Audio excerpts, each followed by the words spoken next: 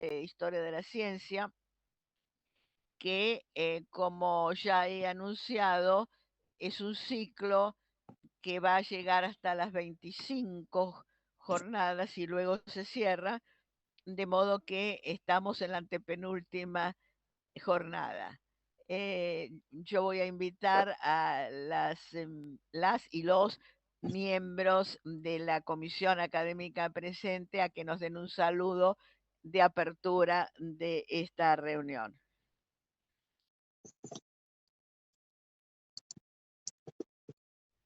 Cualquiera, el que desee directamente, inicia su saludo.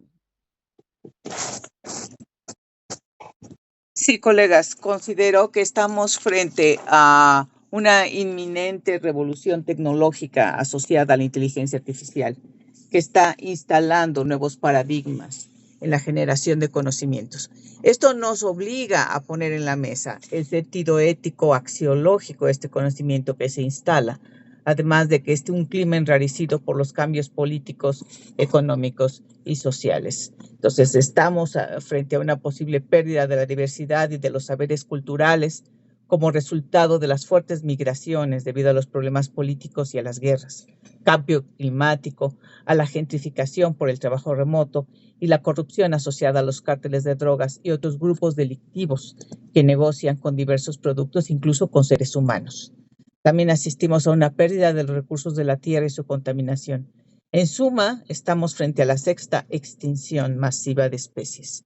La pérdida de la diversidad biológica en virtud del cambio climático, como lo que estábamos ahorita con Yajaira, y el agotamiento de la tierra y la polución. Nos urge establecer cambios de fondo, revoluciones de conciencias, desarrollo del pensamiento crítico en las poblaciones. Y la gran apuesta es hoy por este tipo de trabajos, por la educación, y consideramos que el conocimiento de la historia de la ciencia en la educación de niños y jóvenes es importantísimo. De ahí que haya 3 mesas en este congreso. Muchas gracias y bienvenidos. Gracias, Elina. Bien. ¿Puede intervenir? Bueno, yo me llamo Alejandro Herrero y desde aquí, desde Buenos Aires, con Laura Wick, participamos en otros encuentros de esta Jornada de la Ciencia y nos enriquecemos mucho porque nosotros venimos de la educación y de la historia de la educación y nos permite ver desde otra perspectiva distintos temas que aquejan hoy a la ciencia, como decía hoy recién Alejandra. Así que también nos permite, por otro lado, a nuestro grupo, en este caso vamos a participar solamente 3, continuar con líneas de trabajo acotados con la ciencia, porque cuando hacemos historia de la educación lo acotamos a distintas líneas, ¿no? La ciencia, si bien es muy importante, el tema de que haya jornadas o que nosotros mismos organicemos algunos libros permite acentuar esta investigación. Le voy a pasar la palabra a Laura para que concluya, digamos, desde acá de Buenos Aires. Alejandro, Yajaira iba a hablar antes, así que le cedemos la palabra a Yajaira, ¿sí? Bueno, agradezco a Celina que nos vuelva a reunir, a hablar y a comentar sobre la historia de la ciencia. Si bien desde la pandemia, después de la pandemia, la pandemia nos llevó a la vía a la Internet, el fin de la pandemia hizo que los eventos presenciales volvieran a tomar la ruta. Sin embargo, creo que es importante que en tiempos difíciles, como los que nos ha comentado Alejandra, y también en algunas situaciones de nuestros países, volver a reunirnos por la vía de la Internet es una opción.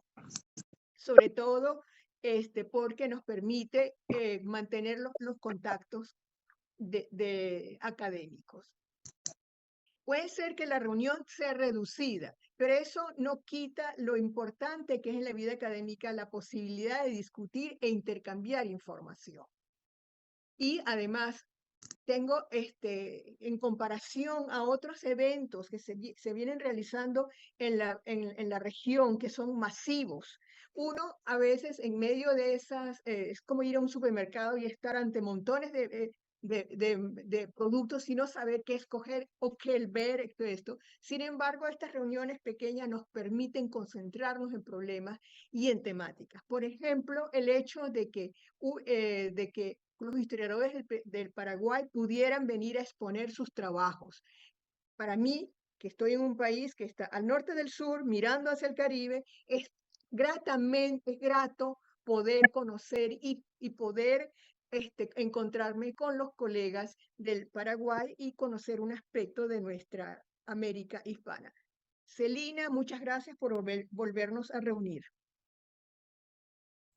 Gracias a ti por tu participación y tu preocupación. La vez pasada armaste una mesa, esta vez son solo dos, pero vamos a tener luego en la historia oral una participación importante de una figura académica de gran relevancia venezolana. Así que muchas gracias. Bueno, el que quiera que continúe.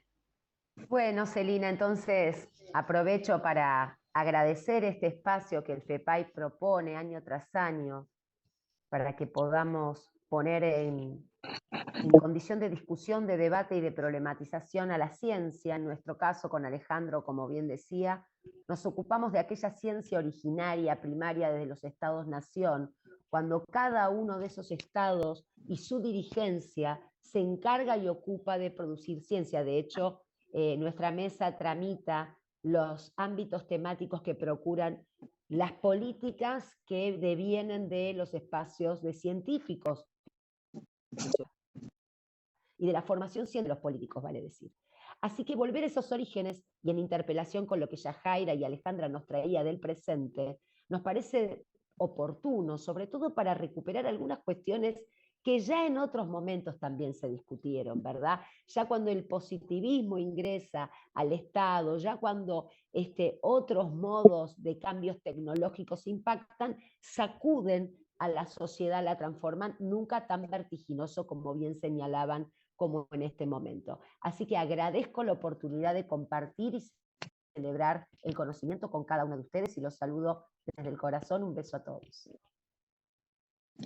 Muchas gracias Laura por tus palabras y bueno, también es muy importante la colaboración que siempre presta a FEPAI, así que bienvenida a estas jornadas. ¿Alguien más quiere decir algo? Celso.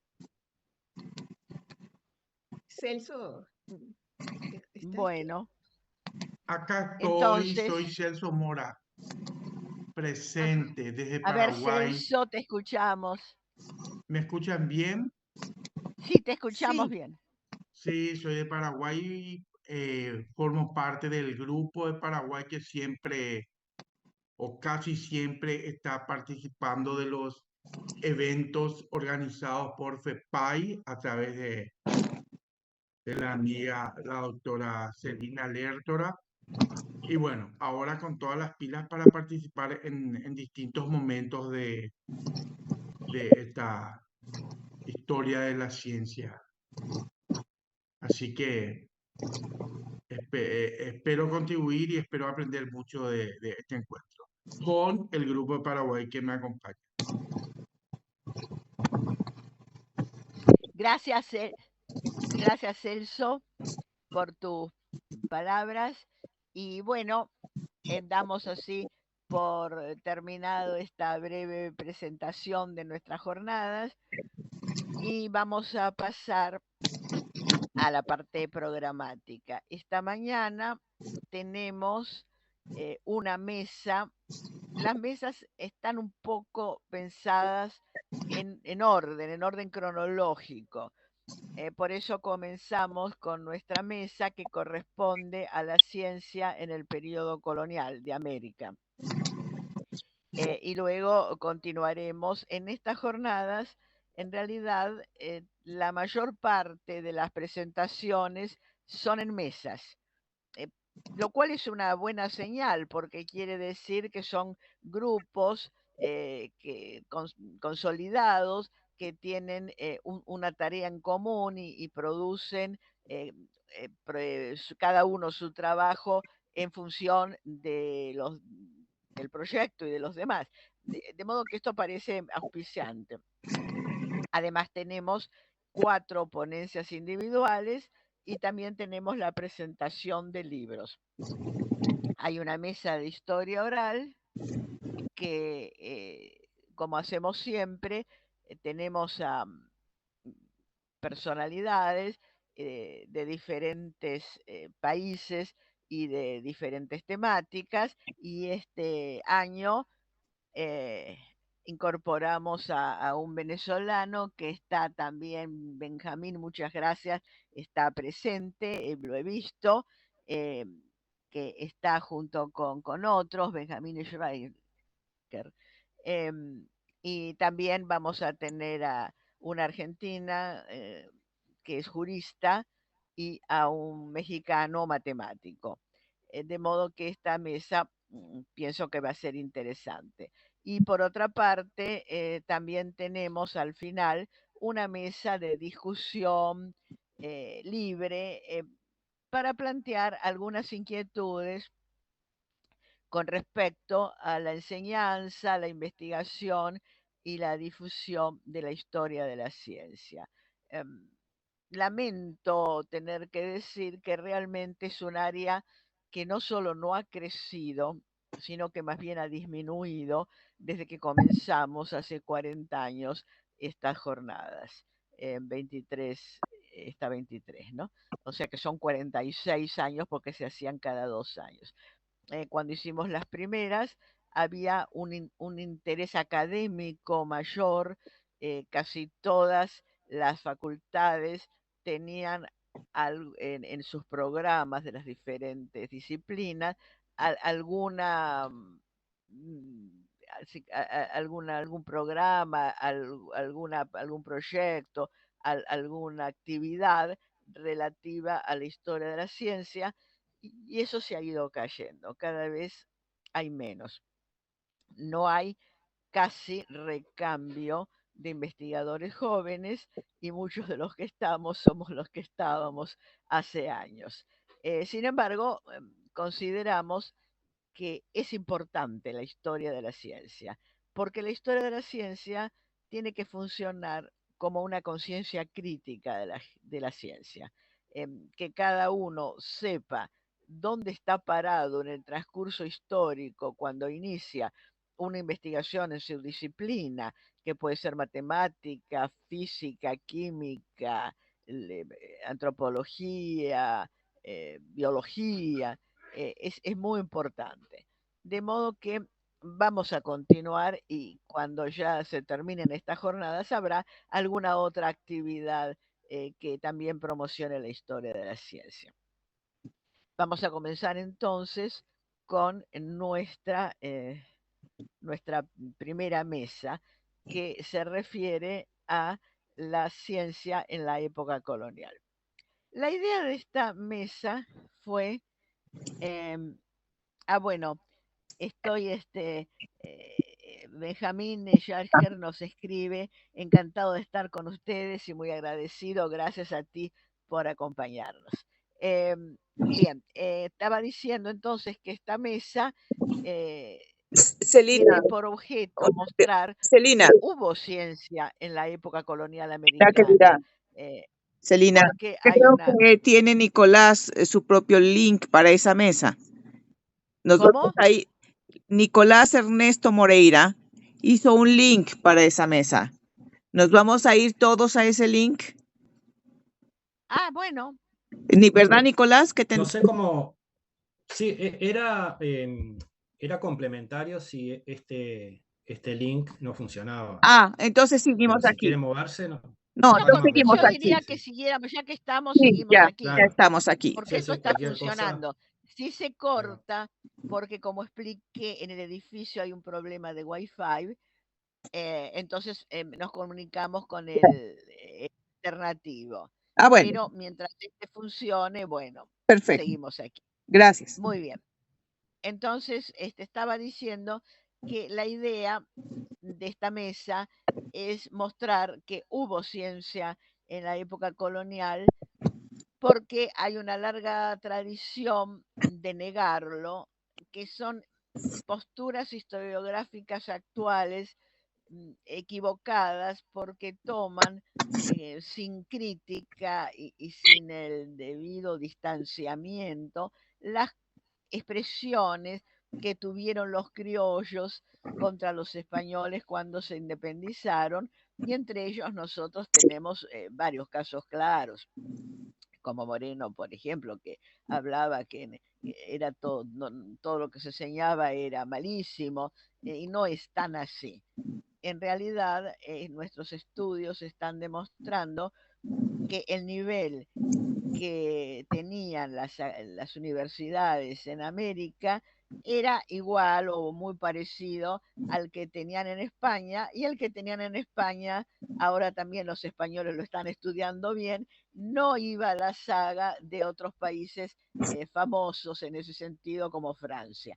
De modo que hay que redimensionar esas críticas y admitir que sí hubo, como por otra parte lo había en otros países y en otros reinos, alguna censura, alguna autocensura, también las orientaciones ideológicas clericales, pero había una producción científica. De modo que vamos a escuchar entonces en primer lugar a Celso Mora, que nos va a hablar de la ciencia en la época colonial de Paraguay. Adelante entonces, Celso. Muchas gracias por la oportunidad. Saludos nuevamente. No sé si me podrían dar el permiso para compartir una presentación, si es posible.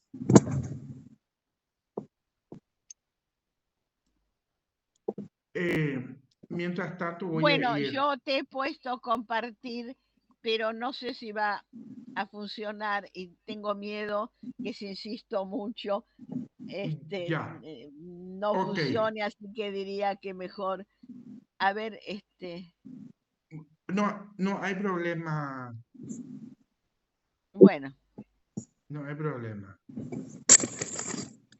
Entonces, upa, ahí. El tema que planteamos en esta oportunidad dentro de la colonia es la ciencia misionera en el Paraguay colonial. El caso jesuítico entre la astronomía, la botánica y la educación técnica.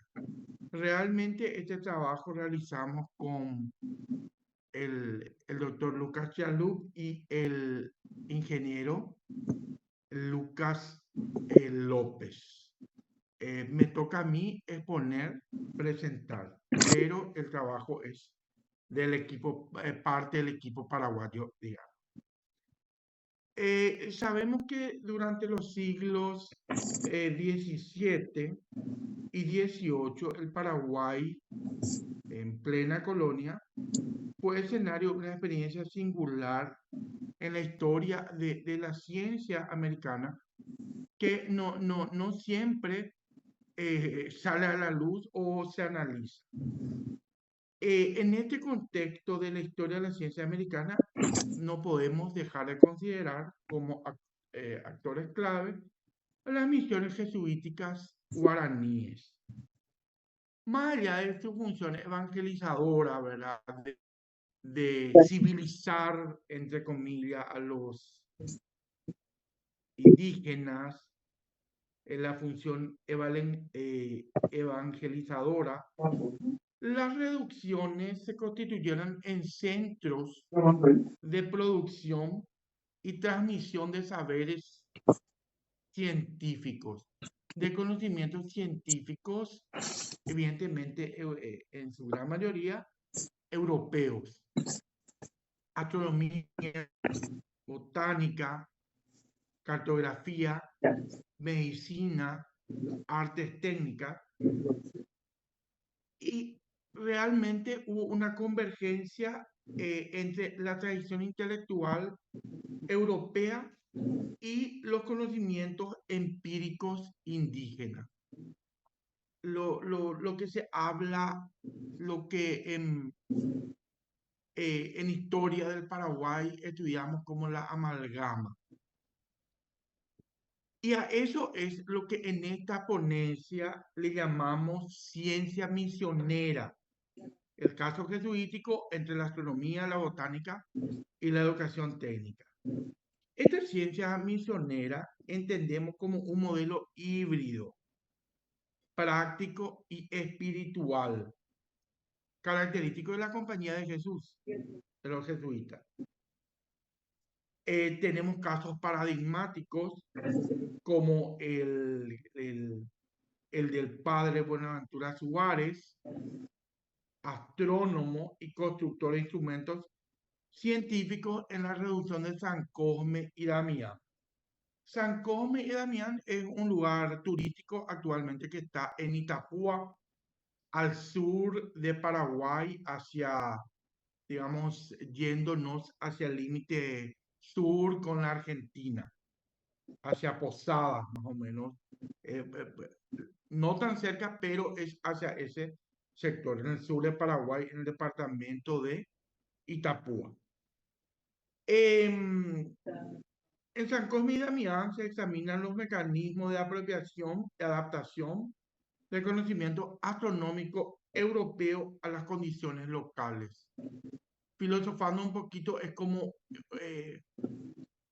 un conocimiento situado, el conocimiento situado que en términos de filosofía latinoamericana es lo que siempre se buscó. Paralelamente, se abordaron prácticas botánicas, médicas. Los guaraníes tenían muchos conocimientos sobre hierbas y educativas en las reducciones.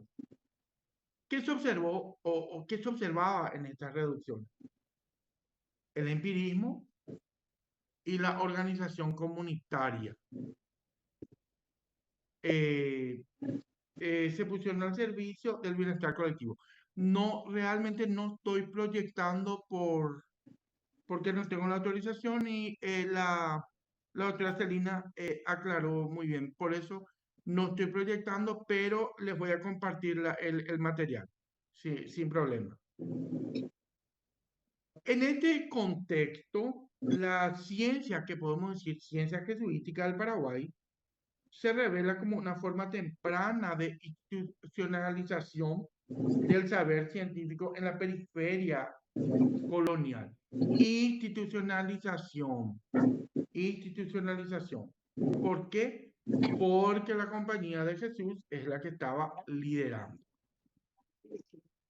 Ahora, este legado, ¿qué nos permite? Nos permite repensar las relaciones entre fe, conocimiento y desarrollo, aportando una perspectiva histórica relevante frente a los desafíos contemporáneos de integración entre ciencia, ética y sostenibilidad que no siempre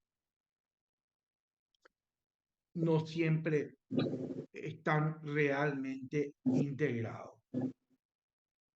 Entonces, el Paraguay colonial, en base a todo esto que estoy describiendo, podemos decir que fue un escenario, una experiencia singular en la historia de la ciencia de América del Sur. ¿Qué? Y ese escenario fue precisamente las misiones jesuíticas guaraníes. Me parece que no tengo más, ¿eh? Lejos de ser únicamente centros de No, evangelización, ahí tengo que uno, es la sí última. fueron Así que tenés que centros de comprar. evangelización, las reducciones fueron espacios donde se cultivaron y se transmitieron saberes científicos de diversas áreas: astronomía, cartografía, botánica, medicina, arquitectura, artes mecánicas, en una simbiosis entre el conocimiento europeo Sí, y sí. las tradiciones indígenas. No La sé. llegada Creo de que la te Compañía de conviene ir. Jesús en Paraguay, alrededor de 1609, marcó el inicio de una empresa civilizadora y científica sin precedentes. Evidentemente los jesuitas tenían un espíritu bastante racional. Consideran la ciencia como un instrumento al servicio de la fe Anda, y del bien porque común. Su labor no sé, no combinó puedo. con la teología, Se cae todo. Ay, la Dios mío, teología qué natural. desastre. O sea, evidentemente es un paradigma ¿Y ahora qué pasa? de teología natural con observación empírica, dando lugar entonces a una ciencia práctica. Una ciencia práctica adaptada a las condiciones locales. Y esto, trayendo un poquito al presente, es lo que muchas veces la sociedad pide, ¿verdad? Que esa ciencia tenga practicidad y que pueda aplicarse a las condiciones locales. La ciencia misionera permite comprender, o sea, el estudio de esta ciencia que llamamos ciencia misionera, permite comprender cómo el conocimiento europeo se reconfiguró en contacto con las provincias, con la naturaleza americana y la cultura de los guaraníes, generando un modelo propio de producción científica en la periferia del Imperio Español. Entonces, esta ciencia misionera tiene un paradigma y ese paradigma es el científico jesuítico. Teología natural y experimentación. Combinación entre teología natural y experimentación. En cuanto a la teología natural, ¿por qué? Por la concepción del universo. Al conocer el universo, se le está conociendo a Dios. Se conoce a Dios a través de sus obras. Pero este paradigma jesuítico muy lejos está de ser meramente contemplativo. Los jesuitas se caracterizaron por tener un espíritu de observación, medición, registro. En las reducciones, esta actitud se tradujo en prácticas de observación astronómica, catalogación de especies vegetales, construcción de relojes solares, aplicación de técnicas agronómicas innovadoras para la época. Evidentemente que esta ciencia jesuítica unía el rigor intelectual con la finalidad social. Siempre había una finalidad social que es prácticamente la ciencia práctica. La experimentación, realizar la experimentación, pero no por el asombro o por la mera curiosidad, sino para mejorar la vida de las comunidades indígenas, optimizar la producción agrícola y organizar el tiempo colectivo, porque estamos hablando de una colectividad según los ritmos naturales. En palabras de Furlong, las reducciones guaraníes fueron verdaderos laboratorios sociales, donde el saber europeo se adaptó o se combinó al nuevo mundo. Bien, ¿qué aspectos podemos resaltar rápidamente en cuanto a la aplicación científica? En cuanto a la cartografía y geografía, los misioneros elaboraron mapas precisos del territorio del Paraguay y el Alto Paraná. Si miramos un poquito los mapas viejos, digamos, podemos ver con cierta precisión, pero con algunos errores también, estos mapas que fueron construyendo, con fines tanto administrativos como evangelizadores. Acá sobresalen el padre Quiroga, Nicolás del Techo, que combinaban observaciones astronómicas con datos empíricos del terreno, contribuyendo al conocimiento de la geografía del Cono Sur. En cuanto a la botánica y la agricultura, y quizá eso sea el aporte más significativo que quedó para el Paraguay actual, las reducciones fueron centros de experimentación agrícola. Se introdujeron técnicas de rotación de cultivos, técnicas de riego, selección de semillas, el cultivo sistemático de la yerba mate, el Ilex paraguariensis, y el uso de plantas medicinales como la stevia rebaudiana, ¿verdad? El KGE, stevia rebaudiana. Refleja la integración entre la botánica europea y el saber guaraní. Según Meder, los jesuitas transformaron el espacio natural en un jardín productivo, donde la observación científica servía a la subsistencia y a la economía comunal. Si bien los guaraníes no hicieron monumentos, no nos dejaron edificios, sí dejaron... Celso, te quedan 10 minutos. Bueno, voy a ir cerrando ya, Celina. Muchas gracias por el aviso. En cuanto a la medicina y farmacia, muy relacionado con el conocimiento de la botánica, los hospitales misionales combinaban remedios europeos con plantas autóctonas. Eso quedó en la impronta del Paraguay, la etnofarmacología, por ejemplo, o la etnobotánica. Las plantas medicinales, somos ricos en conocimiento de plantas medicinales, los yuyos, que le llamamos en el Paraguay. Las boticas eran gestionadas por religiosos e indígenas instruidos en el uso terapéutico de hierbas, ungüentos, preparados naturales. O sea, se ve una práctica, una medicina empírico-espiritual, que constituyó una de las primeras formas de práctica médica institucionalizada en el Paraguay colonial.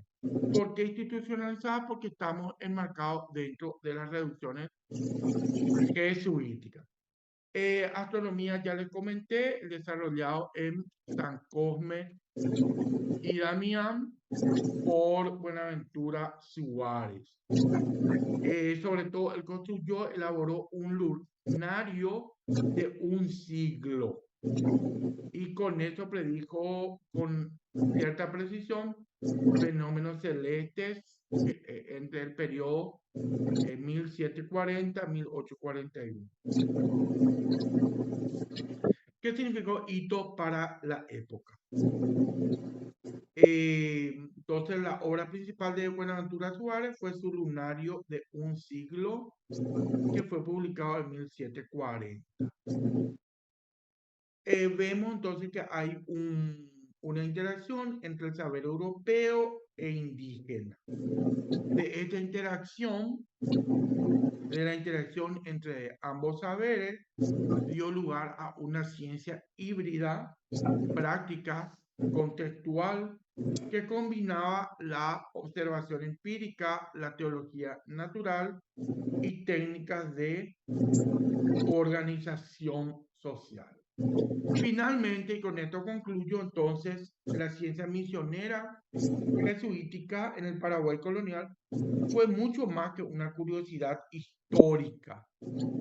Representó una forma temprana de institucionalización del conocimiento científico en el territorio. En un tiempo en que la experimentación y la enseñanza de la ciencia eran privilegio de Europa. El eurocentrismo, ¿verdad?, que hasta ahora estamos analizando. Las reducciones guaraníes demostraron que el saber podía florecer en los márgenes del imperio. En definitiva, la ciencia jesuítica del Paraguay colonial fue una ciencia de frontera, práctica y espiritual, europea e indígena, empírica y teológica. Un modelo de conocimiento que, más que dominar la naturaleza, buscó integrarse con ella por el bien común de la comunidad humana y divina. Bueno, esta es la ponencia preparada dentro del marco colonial. Muchas gracias, Celso,